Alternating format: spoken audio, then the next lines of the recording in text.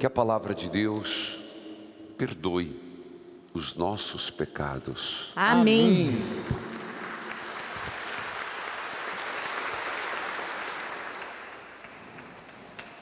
Vocês ouviram o que eu acabei de fazer abençoando com o lecionário, a Bíblia, ou evangeliário, são várias formas. Não só eu, mas todo padre, ou quando tem o bispo, se leva para que ele beije e ele abençoa. E diz assim, em particular, eu torno público, que a palavra de Deus perdoe os nossos pecados. Então, a palavra de Deus tem o poder de perdoar os pecados. Hoje, dia de São Jerônimo, memória. Hoje, para muitos, dia da Bíblia. Então a palavra de Deus, ela tem esse grande poder sobre nós. Perdoar. Perdoar as nossas falhas, os nossos erros. De que forma? Perdoando e orientando. A palavra de Deus tem o poder de nos recolocar no caminho, porque o perdão, para ele ser sincero, veja, se não há perdão, não há conserto. Se não há perdão, não há consciência do pecado, não há consciência de ter errado. Às vezes, a gente fica numa briga de força. Sabe aquela briga de criança? Cabo de força. Eu vejo às vezes as pessoas fazendo isso, um cabo de força, dentro da comunidade, na família. E eu te pergunto, quem ganha? Ninguém, todo mundo perde. Mas eu tenho a verdade, eu tenho a razão, eu tenho meus motivos. Você errou, olha teu passado, e o outro diz, olha o teu, e fica essa briga interminável. O problema é que a gente não se dá conta que tudo tem um tempo, tudo tem um nível de saturação. Chega um momento, e aí a perda vai ser grande. Estou falando do ponto de vista de relacionamento, estou falando de ponto de vista de família, estou falando de ponto de vista de igreja, estou falando do ponto de vista de modo geral. Tudo tem um tempo. Então, enquanto tempo eu tenho, que eu aproveite esse tempo. Aproveite esse tempo. Não faz muito que a palavra de Deus disse, fazei com o dinheiro injusto amigos. Não vou entrar na matéria, que é uma das parábolas que eu expliquei domingo, e um dos domingos, e não é tão fácil, mas me veio agora. Enquanto eu tenho tempo, faça as pazes. Enquanto eu tenho tempo, reconsidere. Enquanto você tem tempo, antes de ter saturado, de ficar um nível insuportável, porque depois que é insuportável, já não tem mais. Aí chora, aí reclama, aí vive a solidão, aí vive perda dos amigos, aí vive a perda de si mesmo. Mas tudo começa, tudo lá atrás. Eu falhei. Mas padre, o outro falhou. Filho, todo mundo falha. Mas você não queira se dependurar, se justificar nos erros dos outros. Deixa cada um com os seus. O importante é a gente olhar para nós mesmos e dizer, eu errei e ponto. posso mudar. Gente, tem tanta sabedoria nisso. Eu errei, eu falhei, eu fui fraco, eu fui limitado. Então eu posso mudar. O que pode dentro de mim ser diferente? Isso é um ponto de partida fundamental. Aí vem o perdão. O perdão de Deus para conosco se houver arrependimento. O perdão nosso em relação aos outros. E o perdão nosso em relação a nós mesmos. Então a palavra de Deus, ela tem esse poder, porque ela orienta. A palavra de Deus educa, nos dá referência de vida. Gente, como é importante isso, referência do que pensar. Ela nos coloca proposições, ela nos coloca orientações, para que eu e você saibamos nortear nossa vida. Por isso, faz parte do perdão a reconciliação, faz parte do perdão tomar novo caminho, faz parte do perdão ser diferente. Isso nosso Senhor se queixa. E eu vou citar uma cidade, não vou as menos conhecida, Corazim. Vou falar daquela que a gente conhece mais, Cafarnaum. Cafarnaum foi uma cidade onde nosso Senhor viveu grande parte, pelo menos 3 anos. Deixou Nazaré e foi para Cafarnaum, casa de São Pedro. E lá ele fez grandes milagres. O povo viu, percebeu, até se incomodou, porque era muita caravana, era muito peregrino. Ganharam, sempre ganha. Onde tem gente tem comércio. Mas viram os milagres de Deus, viram os milagres em Jesus. Mudaram de vida? Não. Eu fico sempre pensando, meu Deus, será que eu estou sendo melhor? Será que diante de tudo que a gente viu, nós estamos no último dia do mês de setembro. Hoje eu comecei o programa dizendo gratidão, Senhor. Gratidão porque há uma semana atrás, exatamente hoje, sexta-feira, celebrávamos São Pio, dentro da 7ª festa das Santas Chagas. Que lindo que foi ou não foi? Toda a festa. Mas será que eu me tornei uma pessoa melhor? Será que eu me tornei uma pessoa mais espiritualizada, menos mundana? Não é um questionamento que a gente tem que se fazer. Não é algo que a gente tem, porque Jesus olhou e falou: ai de ti, Cafarnaum, tantos milagres foram feitos e você não mudou nada. Ele não está falando da cidade, está falando das pessoas. O mesmo ele lança para nós este olhar. A palavra de Deus, ela vem para nos orientar, ela vem para nos ensinar.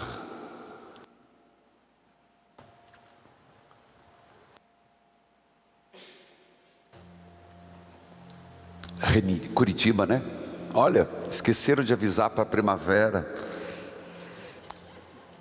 O inverno só mudou o tempo. Hoje, nós estamos celebrando São Jerônimo. Um homem que vale a pena a gente olhar para a vida deste homem. Ele viveu no ano 342. Um homem culto, demasiadamente culto, falava muitas línguas. E como a gente precisa de gente culta, como a gente precisa trabalhar a cultura, como a gente precisa valorizar, claro, todos, mas também quem possa acrescer a nossa vida. Porque também nesse aspecto, meus irmãos, Às vezes, a gente se acostuma com o menos, porque nós temos umas ideias, e as nossas ideias são perigosas, porque a gente vive uma coisa meio que fechada, não sei se você percebe. Se a gente não areja, se a gente não escuta uma coisa diferente, se a gente não deixa algo novo, a gente fica numa coisa viciosa. O nosso mundinho vai se tornando vicioso. São Jerônimo, falo dele, ele foi para Roma e estudou muito.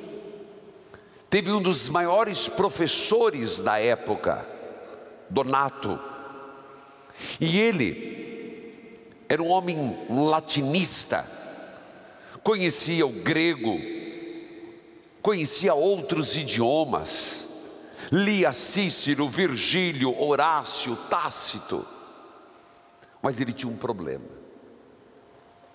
O problema dele era um homem de um gênio terrível, terrível. São Jerônimo, gênio forte, propenso à cólera, propenso a surto. E foi quando ele resolveu trabalhar com ele. Acho tão bonito isso. A primeira tentativa dele foi ir para o deserto. Foi lá, foi viver como eremita, pedir perdão pelos seus pecados, tentar mudar de vida. Mas ele passava a noite sem dormir. Eu acho que ele tinha alguns problemas psiquiátricos. Não tinha Rivotril, né? Não tinha fluoxetina, coitado. Não dormia, não tinha amigos. E foi quando ele se deu conta que não adiantava fugir. Volta para Roma. E foi nomeado secretário do Papa, São Jerônimo.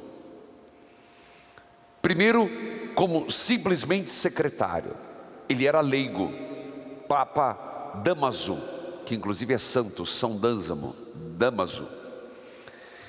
E ele, como secretário, mostrou ser um homem muito erudito, apesar do seu gênio. E foi quando ele era um homem enérgico, e Roma, nesse período, já começava a viver uma decadência moral. E ele criou muitos inimigos. Escrevia, falava, denunciava. Foi quando o Papa lhe deu uma missão. Como ele conhecia muito bem o grego, traduzir a Bíblia para o latim. Porque ninguém mais falava o grego. Como há pouco tempo, ninguém falava mais o latim. Por isso que a missa passou do latim para o português. A reforma litúrgica, onde a liturgia foi para a língua vernácula. Ninguém mais fala o latim. São Jerônimo acabou se refugiando em Belém, na gruta de Belém, não propriamente onde Jesus nasceu, do lado, e dedicou 30 anos da sua vida traduzindo a palavra de Deus. Foi ordenado padre muito já velho, 40 anos, eu digo velho para ser padre, 40 anos, e se santificou traduzindo a Bíblia. Um homem que teve que lutar com o seu gênio. Tem muitas imagens que mostram duas coisas que ele fazia. Uma, em virtude da sua alta intelectividade, de ser muito inteligente, e para não ser soberbo, uma das imagens que você encontra é ele escrevendo do lado dele uma caveira, um crânio, que ele colocava. Para quê? Para que ele se policiasse. Veja que atitude. Perceber a brevidade da vida. Hoje o Salmo 39 tinha uma oração que dizia assim: Senhor, quanto tempo vou viver? Quando vou morrer? Quem está em casa está vendo a imagem agora e também no santuário. Essa é uma imagem clássica de São Jerônimo, com um crânio na frente. E o salmo de hoje dizia: quanto tempo vou viver? Quando vou morrer? Ensinai-me, Senhor, a brevidade da minha vida, para que eu dê sentido a ela. Que coisa forte isso, que coisa intensa. E quem pode nos ajudar nesse aspecto de dar sentido à vida, encontrar a felicidade na vida? A palavra de Deus. E eu digo para vocês, estou até trabalhando no próximo livro, e exatamente são os segredos já contidos na Bíblia. Que exatamente é isso, os conselhos, um manual de sobrevivência, de verdades esquecidas, contidas na Bíblia, para o ano. Por que eu digo isso? Que às vezes a gente não dá valor à palavra de Deus. A gente acha que a palavra de Deus é algo ultrapassada, é algo que precisava ser escrito mais alguns capítulos. O Espírito Santo faz isso na história da igreja. Mas se nós queremos aprender a ter qualidade de vida, sentido na vida, felicidade nesse breve tempo, brevíssimo, a palavra de Deus nos ajuda. Uma segunda atitude não é recomendável. São Jerônimo se mutilava com pedras. Tamanho era o gênio irracível dele. E se isolava em Deus para não ofender ninguém, apesar que criou inimizade com Santo Agostinho. Mas eu digo para vocês, todo mundo tem que se cuidar. Todo mundo tem que procurar ser uma pessoa melhor. Volto ao primeiro conceito, a primeira ideia da minha homilia. Será que eu estou sendo? Será que estou aproveitando os sinais? Será que estou me dando a chance, e a chance ao outro, de recomeçar? Ou até quando você vai ficar nesse cabo de força? Quem vai ganhar? Para pensar. Quem vai ganhar? Você vai ganhar o quê? Que alguém vai dizer: não, você tinha razão, mas perdeu a vida. Hoje no rádio, como me chamou a atenção e como eu me sinto compadecido daquela menina. Meu Deus, que sofrimento. Ela que ligou e disse a mesma pergunta que eu fiz agora: por que eu nasci? 19 anos. Perguntei: onde que você me acompanha? Na televisão? Ali tem canal aberto. Nós não temos televisão em casa, tem um rádio. Mas eu sinto uma tristeza, padre. Eu sinto uma angústia. E eu tentando buscar, mas aquilo me toca, e eu sei que eu vou carregar o dia, ela no meu coração. Falei: mas você foi no médico? A gente não tem dinheiro para comprar remédio. Você estuda? Parei de estudar, porque eu chegava na escola, eles faziam o sinal da cruz, como se eu fosse um bicho. Ainda continuei perguntando: você vai à igreja? Padre, eu até me sinto um pouco mais alegre quando assisto o seu programa, assisto uma missa. Ela deve estar me ouvindo. Escuto a missa, quando eu vou na igreja. Perguntei: se foi no grupo de jovens? Eu tenho vergonha. De Araguaína, Tocantins, e eu estou tentando lembrar o nome dela. Tawane com W, na verdade, por isso que eu errei, é Tawane. Por que eu estou contando isso? Olha o que o mundo fabrica. Fabrica pessoas que têm vergonha de existir. O que ela sofreu foi bullying, e ninguém fez nada. Ninguém percebeu que essa menina largou o estudo. Ninguém percebe que essa menina está precisando de ajuda. Ninguém percebe o quanto sofrimento essa menina carrega no coração, tristeza. Tentou se matar na frente de um caminhão, o caminhão parou. Meus irmãos, olha que mundo nós estamos vivendo. Mas é claro, quando alguém abre o celular, o Facebook, o Instagram, o que vê? Um padrão de beleza. Eu não conheço essa menina.